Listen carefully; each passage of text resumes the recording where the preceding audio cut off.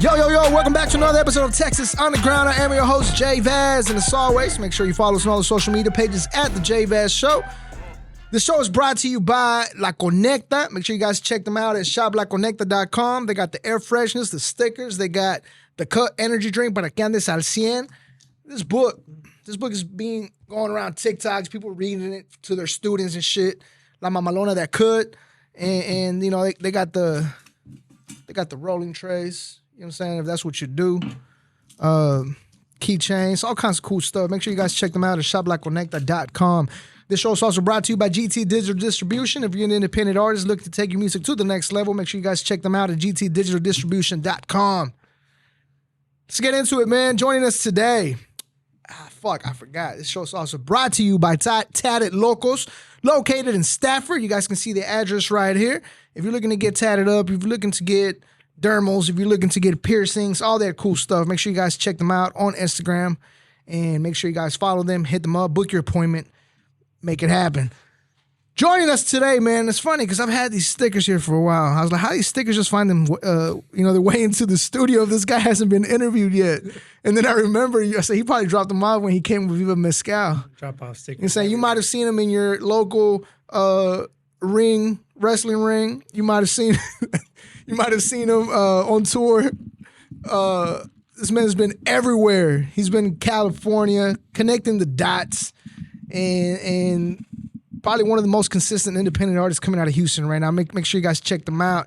Joining us today, the Chop the Father. I was about to say the father, but Chop the Father. Chop the Lemon Father. The Lemon Father. I never even caught that until you brought that up.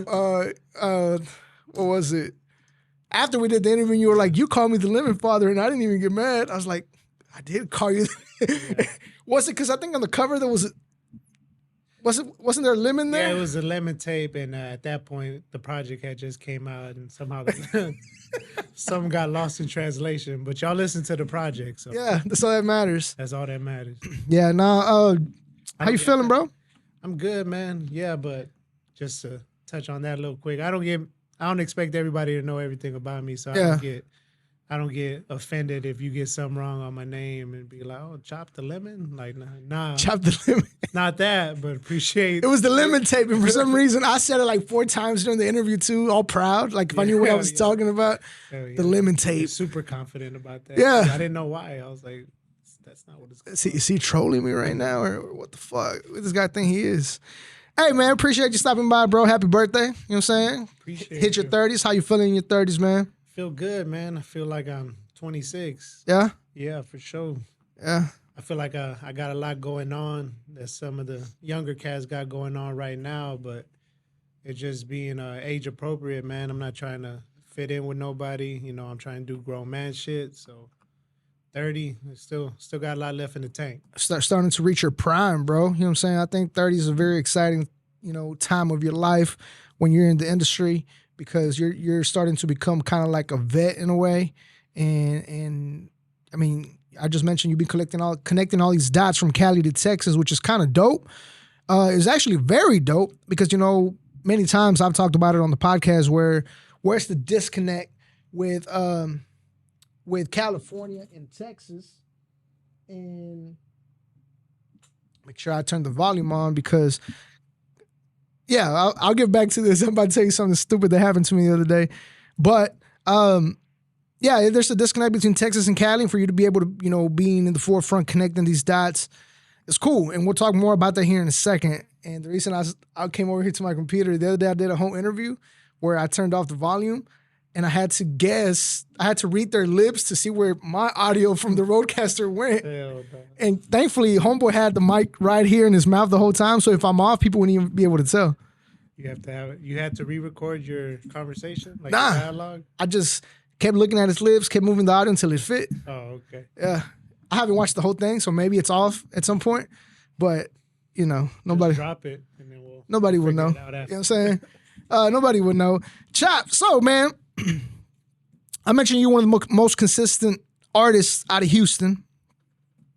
Not only do you drop your own music, but you're very, again, connecting the dots. You show up to events, doing performances, doing features. And trying to decide how I want to kick this off. Let's kick this off at the beginning of the year. beginning of the year, we had you on. We had just dropped. I think this was the cover of the album, right? Yeah. Vader Time. Yeah. You said Vader Time. In February 24th, you dropped 187. That was one of your singles that you dropped. You've also dropped HPS. What does that stand for, bro? July 6th. That was high power shit. High power shit. Yeah. Okay, so we'll get more into that here in a second. Samoan Spike, that was cool. You know what I'm saying? I got some questions about that. And then obviously Mad Dog 2020. So let's talk about your most recent drop. Let's talk about Mad Dog 2020. That just dropped beginning of the month, October 6th. And you had DFD Baby Lee on it. Talk to us about that single, man. Why Mad Dog 2020? I know you said in the intro, like, how's the intro go? It's like I'm smoking, but I'm sipping a Mad Dog. Mad Dog 2020. So like I'm chill, but I'm lit at the same time. Yeah. That was just Nico, one of my engineers. He just caught a conversation piece right when I was about to hop on, and it just stayed in there. But I actually recorded that track the same day I recorded Samoan Spike. So Zilla was there, and all his brothers were there, and it was a good time. And I mean, we were smoking. There wasn't no Mad Dog 2020 in the building that day, but so we're relying on it just caught a mood, and that's how I kind of went with the flow. Fucking, kind of inebriated, but still, spin some slick shit. Yeah. And then with Baby Lee, the thing with Baby Lee, he only like writes the verse if you tell him you got the studio time booked. So I hit him like a week or two before, like, hey, I got it booked, get that verse ready. He's like, I'll do something. He put his verse together, and he's super nonchalant about the shit, like, it's all right. And it's a dope-ass fucking verse. Yeah. But now I've been pushing that one heavy because that's actually one of my favorite tracks. I think I really like the beat. And then I got a lot of feedback, and I actually got a lot of people hit me up. There's these people out in LA, Bars on Wheels. They do freestyles like in golf carts. Yeah. And it caught his attention. He hit me up about doing that when I go in LA. So I was like, yeah, let's tap in. That's dope. You're talking about LA. Hold on, we'll get to LA here in a second. Samoan Spike is another one you dropped this summer, and you just mentioned Zilla. For you guys who don't know, Zilla is currently one of the up-and-coming wrestlers out of Reality of Wrestling. Zilla Fatu, son of the great Samoan, what was his name? Umaga.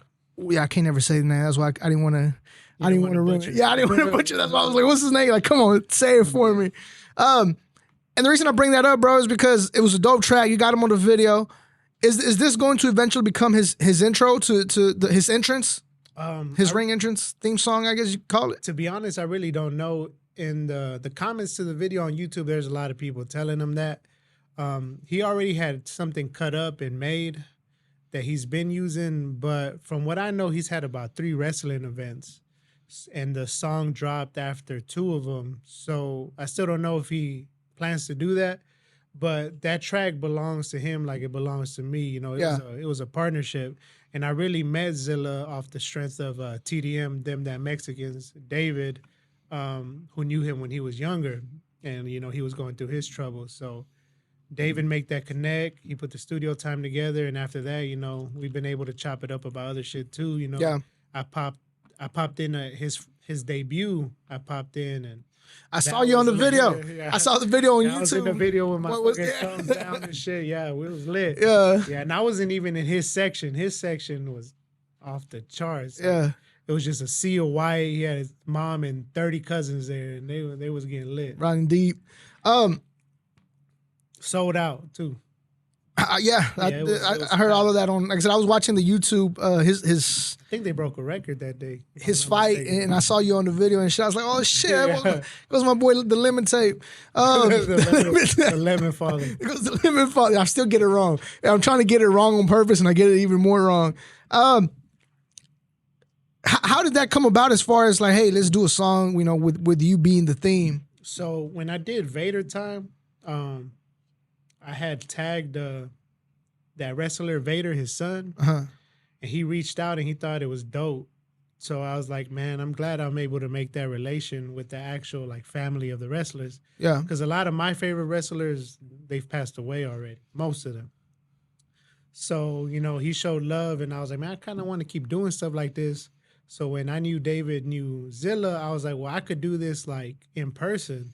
Like I could actually shake the person's hand. I love doing stuff over Instagram and connecting with people that way, but I just like that personal level more. And I was like, we could do more with this. So I kind of reached out to him. He gave me his blessing. I asked my dog Acosta the Man for a beat. Yeah. Told him the idea. He sent it to me. The first person I sent it to was David. I was like, man, this shit's kind of crazy. He heard it, sent me back like exploding head emojis. And I was like, yeah, this shit finna be lit. So, we did that. I brought him in. And even there's a video that got a lot of views too of us like listening to it. And one of Zilla's brothers starts getting crunk too because it has the haka on there, which is like it's a ritual that they do. Yeah. And a lot of the times they happen before like games or ceremonies or even just as a sign of respect. But it gets the energy going and then a fucking mean ass guitar comes in. So it was a good track. And the understanding was that like, bro, I'm going to push it, in the music scene. You could push it in the wrestling scene. And, the video it's coming up on 10,000 views, coming up like on 5,000 streams. So, people fuck with it.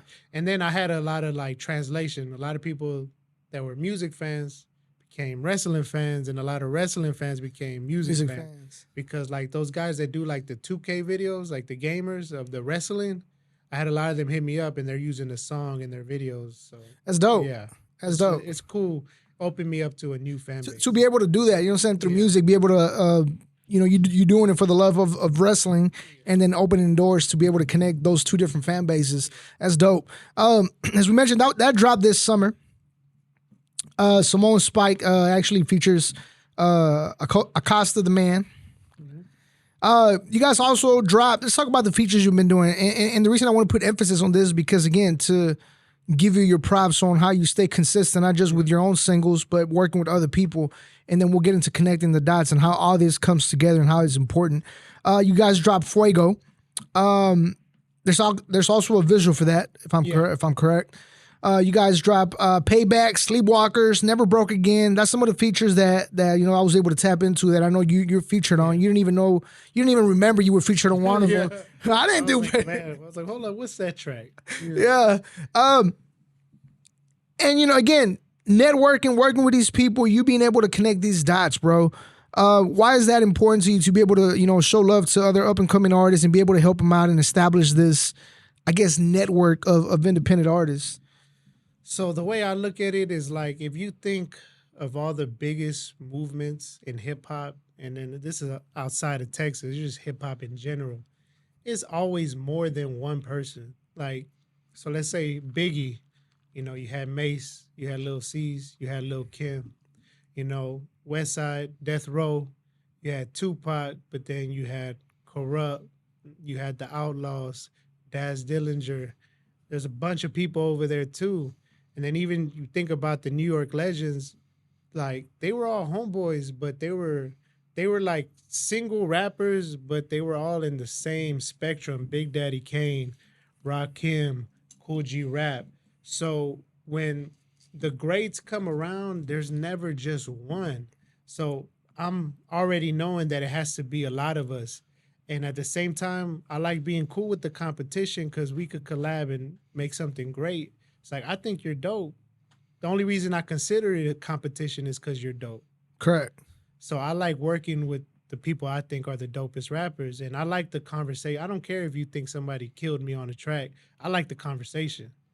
Like, I like, oh, I think he killed it. Oh, I think he killed it. I like his flow better. It's like, Yeah. I love that conversation because at the end of the day, that's what hip hop's about.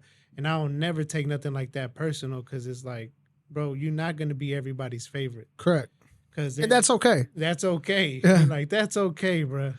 Yeah. And see, I'm glad you're saying this because sometimes I feel like hip hop has gotten too friendly, which is allowing people to be whack and be okay with being whack, not putting any effort. You know what I mean? I feel like every time I get an opportunity to shit on whack rappers, I take it. No. Well, not like, I think there's a difference between like, that's not for me and that's whack. Correct. Because then it comes to like the quality of the music, like what type of engineer you're using, what type of equipment you're using. So some of it is just not even like well recorded. Yeah. So to me, that's whack because you don't even care enough to put like quality product out. So we can't even get to the point if we think you're dope or not. Yeah, because we can't get across the static coming out of your mic and whatnot. But yeah, so and again, what I was gonna say was that we've gotten too friendly, where healthy competition is good.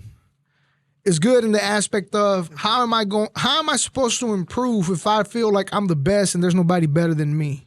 Yeah. So if I see another podcaster that's doing better numbers, that his quality might be better, it becomes a competition, again, because they're dope, but in a friendly way. Like, okay, what is he doing that I'm not doing? So I feel like this should be the same thing with artists. Like, okay, they're talking about real shit. It's opening doors for them because a lot of people are able to relate. Maybe I need to, tone down the mumbling or whatever the case might be. You know what I mean? Which brings me to my next conversation. When we talk about, artists that can spit, H-Town spitters, as they call y'all, you know what I'm saying? You're one of the names that they get brought up. You know what I'm saying? We were talking, about a month ago or so, I was talking to GT Garza, and we were having that conversation, hey, out of the new wave up-and-comers, who do you feel can really spit? And I was like, shit, Chop the Father, AB, and I started, giving them who I think. Yeah. And again, your name gets brought up.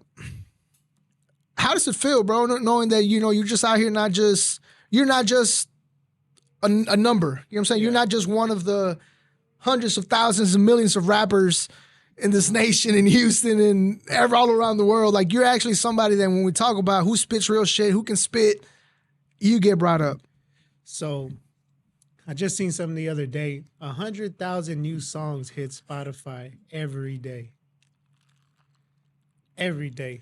So what am I going to do to stand out? Now, at the same time, it isn't just a marketing scheme. I just love hip hop. Like, to me, if you want something or expect something to be able to change your life and change everybody's life around you, you should give respect to the root of where it came from. And the root was, actual lyricism. And it's like, it doesn't always just sit on the topic of the song. It also sits on like how you deliver it. Something I say often is like, I feel like everything that can be said has already been said. Yeah. So we're trying to find new ways to say it. And people catch these waves and these flows and they say the exact same thing. And to me, there's no investment there. That's why you see a lot of these artists that are like quote unquote popping, but they have to cancel their tours because they can't pack out arenas. Yeah. But then you got Wu-Tang and Nas selling out arenas, 50 Cent selling out arenas, because that music lasts. Like, people could remember that time in their life, and that you could jam that artist for like the rest of your life. Even if you don't jam their new stuff, you could jam their old stuff for like the rest of your life. So like, to me, me personally, I like making music that hits. I like the messages like, man, this shit is dope. Or, hey, I could relate to this. Or be like, hey, man, I listen to this every day. And at the same time, I try to switch it up. I try to make music that you can listen to in the gym, listen to in the car, listen to be retrospective. So I like to switch it up. So, Lemon Tape, that was more personal, and that was more like, I guess, I wouldn't say catchy, but it was just more like melodic, hip hop beats. And then Vader Time was all like grimy. Yeah, a little bit darker, yeah. Yeah, still keep it. I never sacrifice the lyricism, Even if I'm a hop on a more like upbeat track like I did with the homie Dalo Dev, I'm still trying to, sneak the bars in there too.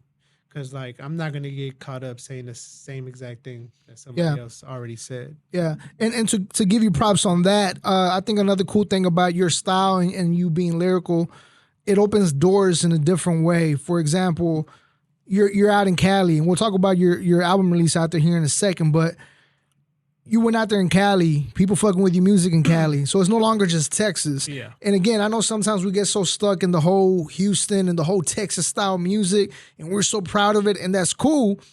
But if you want to stay known in Texas, that's cool. But we have to want to expand. Yeah. And again, your style allows you to do that. Can we talk about how that connection came about with 86 Inca and Viva Mezcal and them? Yeah, man, to go a little back, I feel like I don't ever want to box myself into a style that limits, the area that I could, be popping at.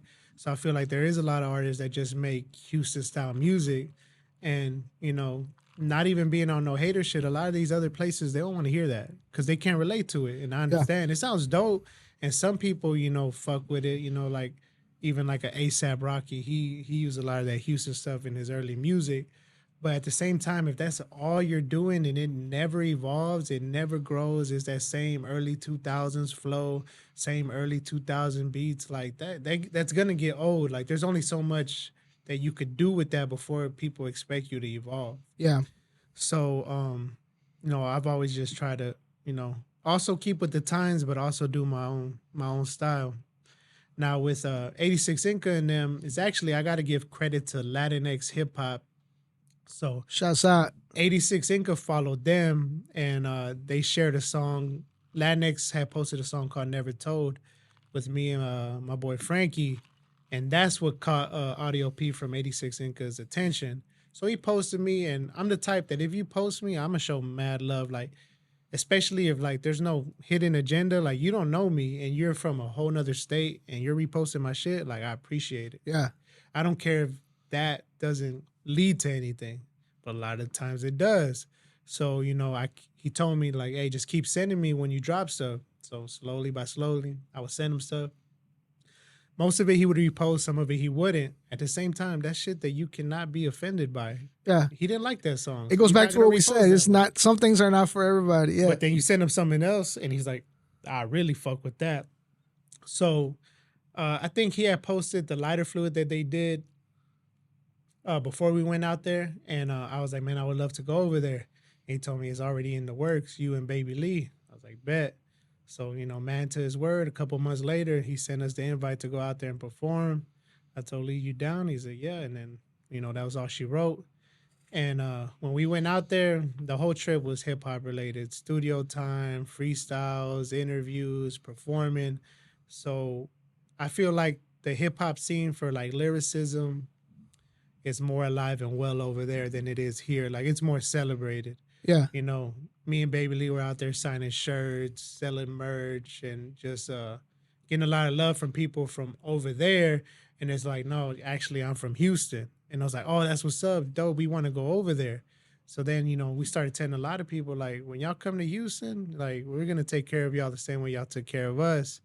And Embrace the Culture was coming up. I extended the invite, and they came in. And it's like, without saying anything, when there's a lot of shit in the works now because of that. So it's a lot of, like, you know, a lot of pieces. And that's the thing. People want that instant gratification. And a lot of times it just don't work like that. Takes time. Yeah. It's fucking, you know, you need the roots so the shit means something. You know, you want a tree that's going to be there for a long time. You don't want the wind to come and blow it real quick because you were rushing to just lay it down. It's like, nah, bro, it takes time. There's a lot of things in the works. And a lot of the stuff that's happening for me now, I put into effect like a year ago, 2 years ago. And it's just now paying off. But that's how you got to think about it, bro. You can't put all your eggs in one basket. Yeah. I like the way how you explain things. Like very elaborate. If you're watching this and I ever interview you, that's how you need to talk. Them short answers is not, you know what I'm saying, are not, you know, doesn't get us anywhere. But and that's dope. And again, what I mentioned, you know, you're connecting these dots between Texas and Cali. As you mentioned, you brought Viva Mezcal and them out here to perform for Embrace the Culture. Shouts out to TDM, wherever they might be. You know what I'm saying? They're right here, by the way. That's why I look that way. You know what I'm saying? Like, that's why I look that way. But another cool thing that's been happening in your career right now, you were featured on Brown by Honor 4 that just recently dropped on August, goddamn. That just dropped on October 31st. You know what I'm saying? It just dropped a couple weeks ago. You get it. But talk to us about that, man, because I feel like that's dope as hell to be able to work with somebody that many of us consider a legend like GT Garza, to be able to be part of Brown by Honor, which has been such a, you know, we're in part 4 now. You know what I'm saying? Brown by Honor 1, Brown by Honor 2 was with Buns. Then Brown by Honor 3, as you guys might remember, was Fuck with a Mexican. They had the Fuck with a Mexican challenge. And now, you know, being part of Brown by Honor 4, that's got to be dope. You know, how do you feel about that, you know, being able to be a part of that? Man, that's super dope, man. You know, not a lot of people could say that, you know, one of the artists that's established in the city reached out to them, you know, to make a song. So even that is an honor within itself. And GT just been such a staple in, you know, the game for us. Yeah. And he's been our representation when we didn't have any. And me personally, I feel like, you know, if it weren't for certain politics, he'd be a lot farther in it. But that dude is just a Yeah. grinding ass dude, bro. Project after project. And, you know, he never really sacrifices, you know, he never sacrifices himself. It's constant. He stayed true to himself. Yeah. Stays true to himself. And every time he does get the opportunity to shine with like a bigger artist like a Zero or a Slim Thug, he fucking kills it. So to have him to reach out and, you know, to, you know, AB, Vega, and all of us to do a track together, man, it was just kind of like a full circle moment. I remember being wrapped around, you know, old ass desktop, YouTube, fucking early days, that 52 pickup, 52 pickup, yeah. and you know, watching it and be like, damn, we could do this. Okay, bet. So shout out GT Garza, much love to him, man. A Maquina. It's just another stepping stone, man. I never like to look at stuff like that, like I made it, like not just another like. It's, you know, like you said, a little stepping stone for to where you're going to. And you know that in itself might lead to more stuff. You know? Who knows? Yeah, shouts out to GT Garza and La Maquina. Speaking of, you know what I'm saying, again, props to all the projects you've been putting together, your singles, the features. We mentioned Cali, and we mentioned connecting the dots in Cali and how, you know, you and baby, the liquor starting to kick. DFD baby Lee D. I was about to call him DFD baby. DFD baby Lee. Yeah. DFD baby Lee going into Cali and whatnot, and the love you guys were getting.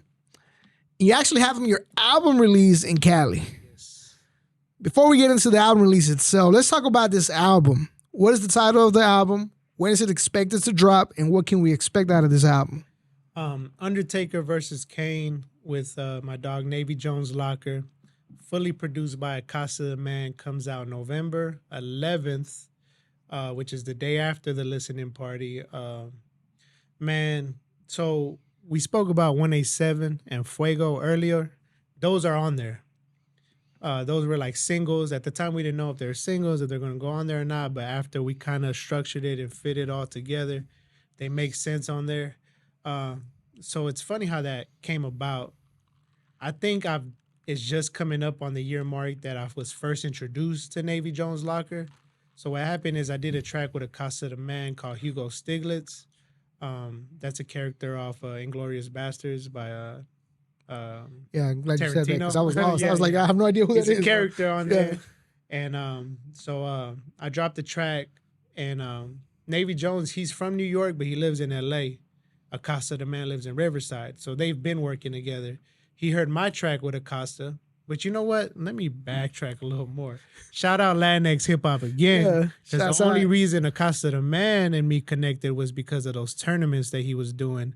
And we were able to become familiar with each other and started working. Yes. So shout out him once again. He heard Navy Jones heard my track with Acosta the Man. He was like, oh, who the fuck is this? And where's he from? I need to work with him. So he sent me a beat, and then he scheduled something to come down here. He's got a homie down here in Houston that has a clothing line called Set Sell. His name is Trail, and they had an event. So he organized it to come to that event and work with me. So we did a track, we did a video, drop 187. By the time he had to come back around to Houston, March, April, we already had everything set up to do Fuego, you know, Vega, the beat, us. And at this point, it's kind of like, I think we could do a project. So then we put out Fuego, and I'm not going to lie, Fuego, my verse on there, for whatever reason, opened up a lot of doors for me. Like, everybody loves that fucking track. You know, I posted it with David. I did a collab on Them That Mexicans, and it kind of went, like, I guess we call that shit mini viral. You know, in the local scene, people was fucking with it. But 86 Inca reposted it, and then that's when a lot of those cats started hitting me up. And this was leading up to Lighter Fluid. So that verse put me on the map out there too. That's what helped make that happen. Again, stepping stones. You know what I'm saying? Going back to And don't when you take a big step off of something, don't fall in love with it. Like, don't just like, that can't be your pinnacle. Just keep putting in work and try to surpass that. So it's like, man, I think we need to do a tape. So slowly but surely over this past year, there's a lot of songs we threw away, a lot of beats we threw away, and like, oh no, I don't think it meets a standard. Finally, when we had at least a good 7-8 songs, we're like, this is it. And me, I'm a big fan of back in the day, there was skits, and there was more structure to a project. So really, the verses and everything have been done for like over a month or two, but we really want to structure it to be an album. And at the same time, the cover art, like I own that painting. So like we got that custom made too. So everything's been like trying to make this special. And I feel like a lot of people like doing the $20-$25 cover arts or making their own shit on their photo editing app. That's cool. But every now and again, man, just you gotta you gotta add quality to it because you want people to invest in it. And if they just see like some random picture of you in a parental advisory, like that ain't always gonna do it. Or sometimes showing your grill. Sometimes, and this is like a public service announcement, man. Some of these like flyers and these cover arts, man, we need some work, bro. Just definitely spend a little extra money, man. Reach out to my homie Hardcore. Like, there's people out there that are not gonna hit you over the Hardcore? head. Yeah, hardcore. And I like hardcore. I blame better. this drink. Hardcore. I was like, hardcore sounds better, but hardcore. Yeah, it sounds a little intimidating. Hardcore. At the same time, bro, like y'all gotta don't cheap out everything, man. Correct. If you're gonna don't be scared to invest. If you're gonna cheap out everything, then at the same time, those are gonna be the people you attract, and those people don't spend money. Yeah. So, how many tracks is on this project, and what can we expect in this project? 8 tracks, including an intro. So really 7 songs and an intro, and there's a couple skits in between, but those skits are like built into the songs. And runtime is somewhere like between 20 to 30 minutes. I got some good features on there. I got Chicano Vega, which was on Fuego. I got DFD Baby Lee. I got 2 homies from out in LA, Queso and D-Rail. And then I got Young Elder with a guitar riff too. So pretty excited about that one. That's probably my favorite track. So you know how you mentioned the Lemon Tape was more of a personal, and then you dropped Vader Time. It was more like a grimy, version of yourself or the music. Yeah. What version are we getting for Undertaker versus Kane? Oh yeah, this is Vader Time to the max. Yeah. And now I got a friend with me. So yeah, it's a lot of grimy shit. I would say maybe there's one song where I get on some like personal stuff, but even then it's kind of grimy. Yeah. So yeah, this is, if you really like Vader Time, I think you'll like this. And I feel like a lot of the stuff I did in Vader Time, I sharpened up for this one. The album release, why Cali? Man, I feel like there was just way more of a demand for it, man. Like I got a lot of people out there starting to hit me up, like, when you gonna come back? And like I'm saying, when I go out there, I got a cat that, he got the feature from me. He got the video appearance from me, and he's like, I'm pulling up and we're getting that shit next time you're out there.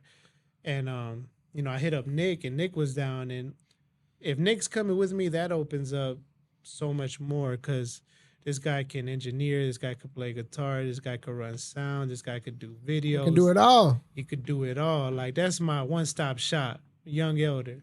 And don't ask me how much it is, because my prices is not your prices. Yeah. So hit up Young Elder on your own accord, and whatever he tells you, I got nothing to do with that. We'll put him on camera. I'm like, we'll put him on camera and give out the prizes. I got a lot of people hit me up. How much he charged? I don't know. Ask him. So that's taking place on November 11th? The event is November 10th. November 10th, correct. Drops on November 11th. November 10th out there in California. If you are out there in Cali and you're watching this, make sure you guys pull up. We'll put information about, the event itself, the flyer and whatnot on the social media pages and on the description of the podcast as well. Yeah, we got to get you out there, man. I might pull up. And JVaz. I might pull up. JVaz attacks LA. Yeah, you know what I'm saying? I need to go out there. Selfishly, I've never been, so it'd be cool to, pull up out there. But speaking of Vader Time, and then speaking of Undertaker versus Kane, and then, earlier we talked about Samoan Spike. The theme I see here is it's wrestling heavy. So obviously you're a wrestling fan, as you already told us this. Yeah. But just to get a little more insight on Chop the Father, since wrestling is one of your, I guess, favorite things to watch. Yeah. I want you to give us your list of your top 5 favorite, not top 5 of all time, but your top 5 favorite wrestlers. Man, I'm really about to show my age too. You're about to expose me, because I'm about to hit you over the head. Damn. Mr. Perfect. Mr. Perfect. I remember Mr. Perfect. Jake the Snake. Jake the Snake. Vader. Bam Bam Bigelow. Bam Bam Bigelow. And Big Boss Man. Obviously, I relate to the big heavyweight. I thought that was 4. That's 4. 5. That's 5. Big Boss Man, Vader, Snake. Bam Bam Bigelow, Okay, 5. Jake the Snake, and Mr. Perfect. Wow, that's a list I was not expecting. I was expecting more like the everybody gives you the Stone Colds, everybody gives you the the Rocks. Yeah, that'll be the who's the greatest conversation. Yeah, but your favorite to watch. My favorites, yeah, those are my favorites to watch. No, I feel you because I used to like wrestling because I used to go when I was a kid. My dad used to take us to like the Mexican wrestling. You know what I'm saying? We lived in Mexico and we used to go see the little midgets and shit. The little people, sorry, the little people running around. Fighting and shit. And, don't get canceled on my bro. And I remember one time we were in Coahuila, somewhere in Coahuila, and my dad was like, take a picture with him, take a picture. And I was scared. You know what I'm saying? I'm like 8, and I'm like this tall, bro, and this is a grown-ass man like this little. Hey, hold him real quick. And I was scared, so my dad was like, "Para eso quieres que te traiga?" Mexican parents, they get mad and shit. And then I remember something happened. We were sitting like front row, and one of the fights broke out right there. Shit, I went around, and I was like in the mix, like Let me in find there. out you punch one of them. No, but I was excited because like I was like standing right here, and the guy that had the little aluche guy, Tinieblas. Yeah. Tinieblas like pushed me to the side, like not pushed me, but he moved me to the side because the fight was going on. And as a kid, dog, you're being touched by. Okay, that sounds fucked up too. You're being touched by your favorite wrestler. Move. You know what I'm saying? But shouts Nah, out. Lucha. Speaking of touch, shouts out to Michael Jackson. Rest in peace.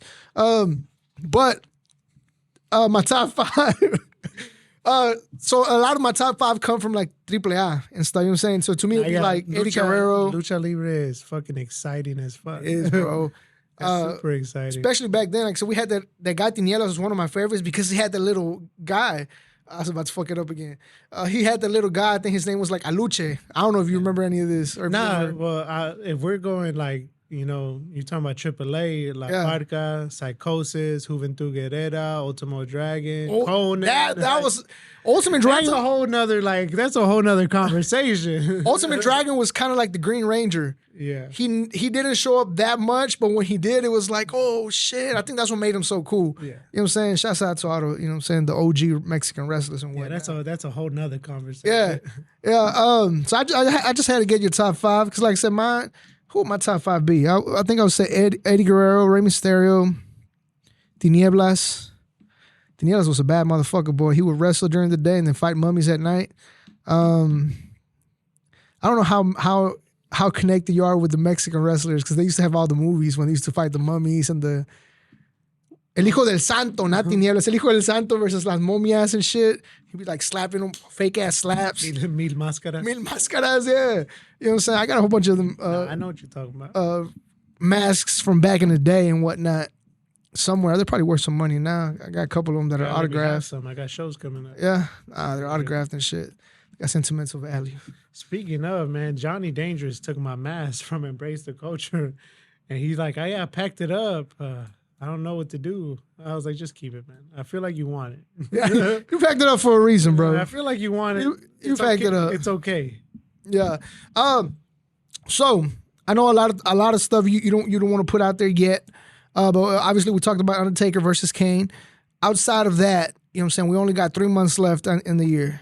What else can we expect from Shop here in the next, since we're going to count November out, let's talk about, December and the beginning of the year. What can we expect in the next couple of months? Man, that you could count on to end 2023. The Viva Mezcal track that I got, with Batch Out with the beats on the production, that'll come out before the year is over. I'm going to spend a lot of time promoting this project. I got a video in the works for Mad Dog 2020 because I had a lot of people really, really mess with that track. That's all like a speed guaranteed. I have a lot of stuff like Mad Dog 2020. That's a single, but I still don't know, what that project is going to turn into. And, depending on Kane and Undertaker coming out, I'm not going to rush another project right after. Might just let Undertaker versus Kane ride me out till the year's over. We got a video already. About to ask, any Got a visuals for it? video already in the pocket. When we go out there, we're gonna shoot 2 more. So I have enough content based off of that, to ride me out. Plus the Viva Mezcal that has a video too. So as soon as that drops, it's coming with a video. Yeah. So I got a lot, and then Brown by Honor that's carrying me now, and that track is doing good too. So it's a lot of stuff going on, man. Yeah. That's a dope ass track, by the way. I don't think I talked about it. But that is a dope ass track. If you haven't done so, make sure you guys check out not just Vader Time. Brown by Honor 4 is also available, and you can see, you can hear the feature on there with Chop the Father, got AB, Chicano Vega, Shout out Big Vega, Shoe, Marky Malice, and shout out Joe Chris, put us all together. Yeah, and Joe Chris creating the Horseman. You know what I'm saying? Is there going to be another Horseman project coming out? As of right now, we don't got nothing. But it was cool that the way things fell into like doing this with GT. That's something that also helped kind of push the group, push the name. As of right now, we don't have nothing in the works, but I make music with those guys. I got like 2 with Vega in the cut. I got like 2 with AB in the cut. And I know Marky wants me to hop on something. So there's constant work coming out. And then Big Shoe has a whole tape with GT. So just sitting in his pocket somewhere. So it's a lot of work from that group of people on the way. And it's also cool that, sometimes I see some of these tracks and they feature you on it, and it also has AB or has you and it has Chicano Vega. Yeah. So it's like, it's dope to see people connecting the names and be like, okay, these two can spit, put them together, so on and so forth. Well, shit, bro, I appreciate your time. Appreciate you stopping by. Before I let you go, for anybody that might not be following you, where can they follow you on social media? And I'm Chop the Father on everything: Instagram, Facebook, Twitter, TikTok. Not on Threads no more. I don't believe in it. I haven't posted shit on Threads. I don't have no faith in that platform whatsoever. It's like a knockoff of Twitter. Chop the Father on everything. Yeah. Make sure you guys check him out, Chop the Father. Make sure you guys check out all his projects. The Lemon Tape available now on streaming services. I was about to say Darth Vader. The Darth Vader. The Darth Vader. Why is this tape not showing up? Vader Time available on all streaming services as well. And Undertaker versus Kane also available on all streaming services now. And as we mentioned, make sure you guys check out their feature on the Cypher track on Brown by Honor 4. Run up the numbers, run up the views on the music videos. And once again, we're going to have the link to his social media, the link to the projects on the description of the video, description of the podcast. Hit that link, hit that follow, show them love. And once again, I appreciate you stopping by, bro. Okay. Make sure you guys check him out. Chop the Father, one of the dopest lyrical artists coming out of Houston, Texas right now. You're watching Texas Underground. Let's go. Models all around me. It's looking like a good night. Bodyguard and all red. My nigga think he Suge Knight. I've been the man you wish you was.